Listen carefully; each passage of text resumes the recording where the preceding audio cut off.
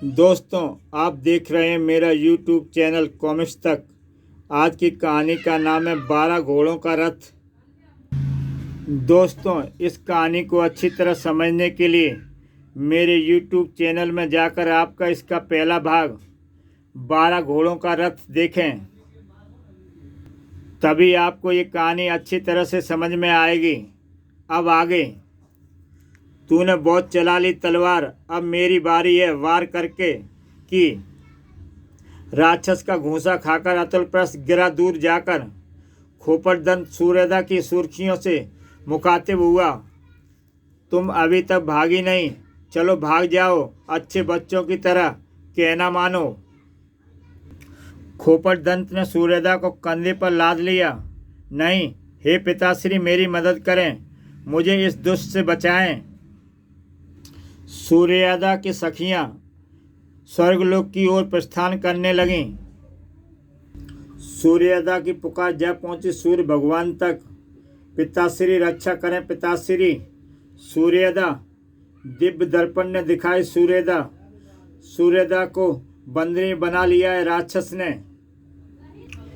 इस दुष्ट राक्षस को मृत्यु से कोई नहीं बचा सकेगा। अब भगवान सूर्य के नेत्रों से विध्वंस सूर्य किरणें निकलकर दर्पण में दिखाई पड़ने राक्षस खोपड़दंत से टकराई। चलते चलते चौंक कर रुका खोपड़दंत। ओह, यह क्या, किस अद्भुत शक्ति ने मुझ पर प्रहार किया है। पिताश्री को सूर्य किरणें दुष्ट, अब तू नहीं बचेगा। तुम्हारे पिता सूर्य की कोई भी शक्ति मेरा कुछ नहीं बिगाड़ सकती। देख लो, सूर्य किरणों ने मेरा कुछ भी अहित नहीं कर पाया। तुम्हारे पिता सूर्य तक अगर मेरी आवाज़ पहुंच रही है तो वे सुन लें। तुम्हारी वापसी की एक मुझे चाहिए सूर्य रथ, 12 घोड़ों का सूर्य रथ, और मुझ पर अगला प्रहार करने की चेष्टा भी ना करे। भगवान विष्णु के वरदान के फलस्वरूप किसी भी ईश्वरीय शक्ति के आक्रमण का मुझ पर कोई असर ना होगा। यह कहकर खोपड़दंत पहुंचा उस गुफा में।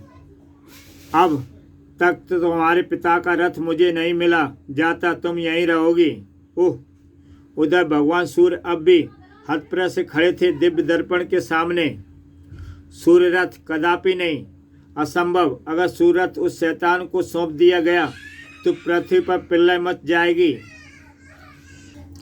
सूर्योदय नहीं होगा वहाँ। किंतु अब सर्वदा के प्राणों की रक्षा कैसे करें फिर। भगवान विष्णु ही अब मुझे इस संकट से बचा सकते हैं।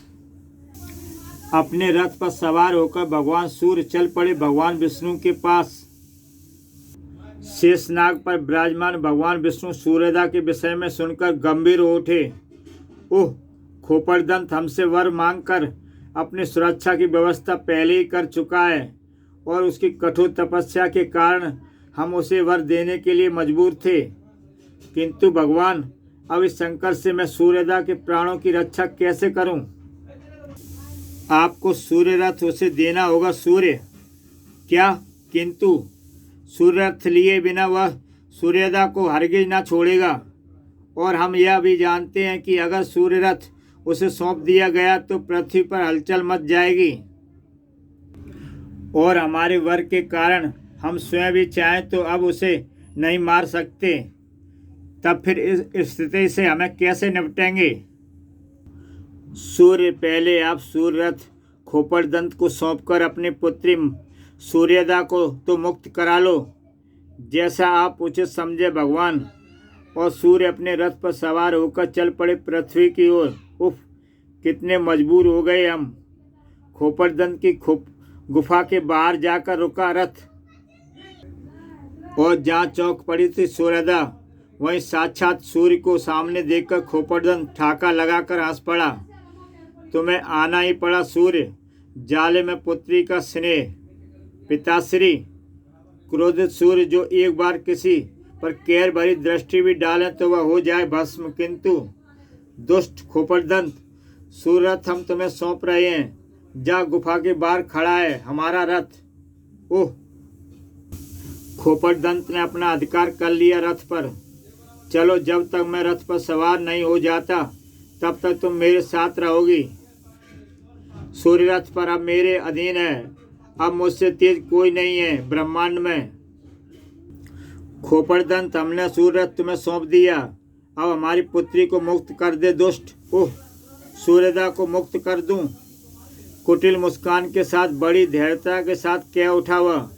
सूर्यदा अब बनेगी मेरी पत्नी नहीं। द्रुत वेग के साथ रथ लेकर भागा खोपड़दंत। अब मुझे कोई नहीं पकड़ सकता। पिताश्री बचाइए पिताश्री। भौचक्के से खड़े रह गए भगवान सूर्य। धोखेबाज, मेरी पुत्री को भी ले गया। भगवान सूर्य भागे भागे पहुंचे वापस भगवान विष्णु के पास।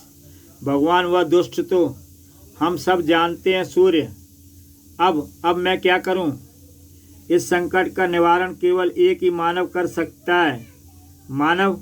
भला मानव कैसे करेगा उस महाबली शैतान का सामना? वह मानव कोई और साधारण मानव नहीं है सूर्य। कभी नागलोक का राजा हुआ करता था वह, किंतु अब वह तिलस्म देव के रूप में पृथ्वी पर दुष्टों का नाश करने, मानव कल्याण के कार्यों में लगा है।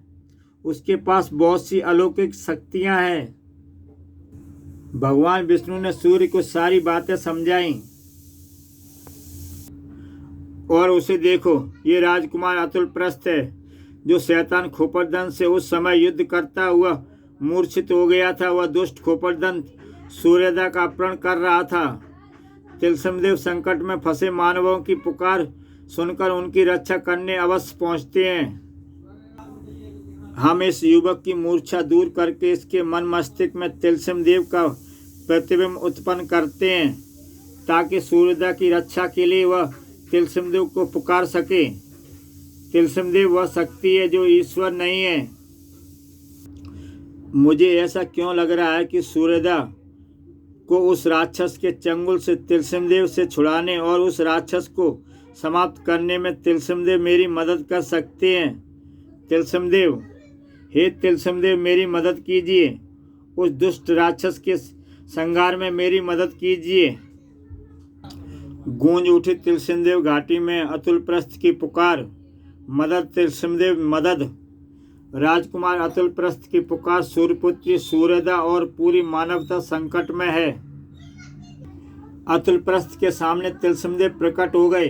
तिलस्मदेव, हम आ गए राजकुमार अतुलप्रस्थ। तिलस्मदेव के ओठ हिले। अतुलप्रस्थ, तुम्हारे पिता का हत्यारा, सूर्यरथ का ठग, सूर्यपुत्री सूर्यदा का अपहरण करता खोपड़दंत अब जीवित नहीं बचना चाहिए। मेरे हाथ उस शैतान का अंत कर देने के लिए मचल रहे हैं तिलस्मदेव, किंतु मैं जानता हूँ तुम क्या कहना चाहते हो। घबराओ नहीं, मैं तुम्हें अग्निताप शक्ति दे रहा हूँ। इस शक्ति से तुम उसका वध कर सकोगे। उस शैतान के निकट कहीं एक दिया भी रोशन होगा तो तुम उस दिए की लौ में प्रकट हो सकते हो। अतुलप्रस्थ। उधर खोपड़दंत अपनी गुफा के एक कक्ष में। सूर्यदा, मैं जाता हूँ शिकार पर, जल्दी ही लौटूंगा और तब तक इस जादुई दर्पण के कारण तुम हर पल मेरी निगाहों के सामने रहोगी। भागने की चेष्टा न करना, क्योंकि अब मुझे तीनों लोकों की दूरी नापकर तुम तक पहुंचने में केवल कुछ ही पल लगेंगे। खोपड़दंत के बाहर जाते ही सूर्यदा परेशान सी खड़ी बड़बड़ा उठी। ओह, क्या अब मुझे सदैव इस शैतान की कैद में रहना होगा? कदापि नहीं सूर्यदा। इस नए स्वर को सुनकर चौंक पड़ी सूर्यदा। कौन है यहाँ? मैं हूँ सूर्यदा, राजकुमार अतुलप्रस्थ। दिए की लौ से निकलकर अतुलप्रस्थ सामने आ खड़ा हुआ। तुम? तिलस्मदेव की कृपा से मैं तुम तक पहुंचने में सफल हुआ हूँ सूर्यदा। अब वह दुष्ट खोपड़दंत भी नहीं बचेगा। कहाँ है वो शैतान? उसी पल चौंक पड़ा खोपड़दंत भी। ओह, यह शैतान कहाँ से आ पहुंचा सूर्यदा के निकट? सूर्यरथ वापस उड़ चला प्रकाश की गति से। अभी पकड़कर मार डालूंगा उसे। और कहाँ है वो? उसकी मौत आ गई है। कहर भरे स्वर में दाड़ उठा खोपड़दंत। मरेगा, तू मरेगा। मैं तैयार हूँ, आ मार मुझे, आ। खोपड़दंत की खोपड़ी की टक्कर से उछल पड़ा अतुलप्रस्थ। धड़ाक। तेरा दुर्भाग्य तुझे यहाँ ले आया है मूर्ख। बड़ी फुर्ती के साथ वार किया। ये खोपड़दंत ने। तिलसिमदेव का स्वर अतुलप्रस्थ के कानों में गूंजा। वत्स अतुलप्रस्थ, इस शैतान का मुकाबला करो। इधर खोपड़दंत ने उतार लिया गजाराज का दांत। ये नोकीला दांत तेरा पेट फाड़ देगा। तू बहुत तड़प कर मरेगा तू।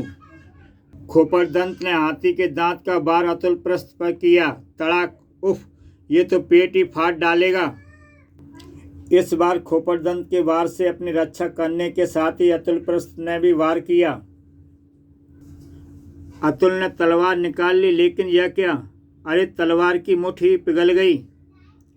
अपने भीतर संचार करती अग्नि तप शक्ति का कमाल देखकर वह चमत्कार हो उठा। ओह, खोपड़दंत नाम के इस राक्षस का जिस्म भी तो धातु का ही बना है। खोपड़दंत ने शक्तिशाली घूंसों का प्रहार किया उस पर, किंतु जय तिलसिमदेव, जय तिलसिमदेव। राजकुमार ने उसके हाथ की कलाई पकड़ ली। देखते ही देखते उसका हाथ कलाई से कट गया। मेरा हाथ नहीं, उफ! यह कोई देवी शक्ति नहीं। क्रोध से पागल हुआ खोपड़दंत अतुल पर झपटा और इस बार अतुलप्रस्थ ने थाम लिया उसका दूसरा हाथ भी। जय तिलसिमदेव, ये गया तेरा दूसरा हाथ भी शैतान। सूर्यदा नफरत और घृणा से भरी चीख पड़ी। अतुलप्रस्थ, अब जल्दी से समाप्त कर दो इस शैतान को। खोपड़दंत को भी शायद अपना अंत दिखाई पड़ गया था। नहीं, मैं सूर्य रथ लेकर भाग जाऊंगा और एक महान यज्ञ कर अपने दोनों हाथ वापस पाऊंगा। कच्छ से गायब हो गया अतुलप्रस्थ भी। अब तू कहाँ भाग नहीं सकेगा। गुफा द्वार पर रखी मसाल से प्रकट हुआ अतुलप्रस्थ। कहाँ भागता है अपनी मृत्यु के हाथों से बचकर। अतुलप्रस्थ ने उसकी गर्दन अपने हाथों के शिकंजे में जकड़ ली। अब तेरी ये लंबी गर्दन छोटी जरूर हो जाएगी। नहीं, शीघ्र ही उसकी गर्दन उसके धड़ से जुदा हो गई। एक तेज चीख गूंजी और खोपड़दंत का भारी भरकम निर्जीव शरीर नीचे आ पड़ा। बधाई हो अतुलप्रस्थ, तुम विजयी रहे। अचानक अतुलप्रस्थ का जिस्म पर लपलपाती अग्नि लुप्त हो गई और एक स्वर गूंज उठा। वत्स अतुलप्रस्थ, इस शैतान की मृत्यु के साथ ही तुम्हें दी अपनी शक्ति हम वापस ले रहे हैं। खुश रहो। जय हो तिलसिमदेव। तभी प्रकट हुए सूर्यदेव।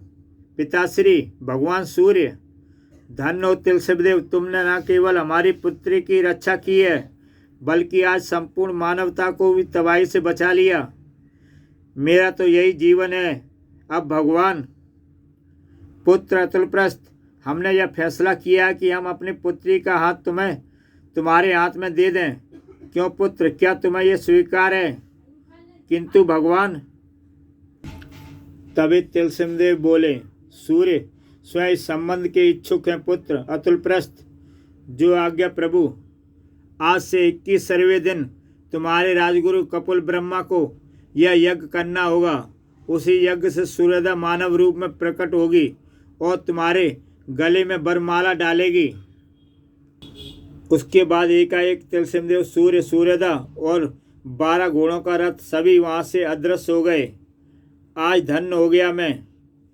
तब राजकुमार अतुलप्रस्थ ने पिता का शरीर महल में ले जाकर उनका अंतिम संस्कार किया और उधर खोपड़दंत की लाश देखते ही नारद जी के ओठों पर थी एक मधुर मुस्कान। आखिर दुष्ट खोपड़दंत का अंत हो गया। उसे अपनी दुष्टता का दंड मिल ही गया। नारायण नारायण। 21वें दिन राजकुमार ने यज्ञ किया। यज्ञ में से प्रकट हुई सूर्यदा।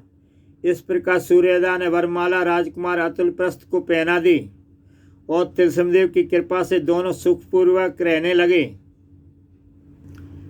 अच्छा दोस्तों, इसी के साथ दोस्तों ये कहानी हम समाप्त करते हैं। ऐसी ही बेहतरीन कहानियाँ देखने के लिए मेरा YouTube चैनल सब्सक्राइब करें और देखें एक से बढ़कर एक बेहतरीन कहानियाँ।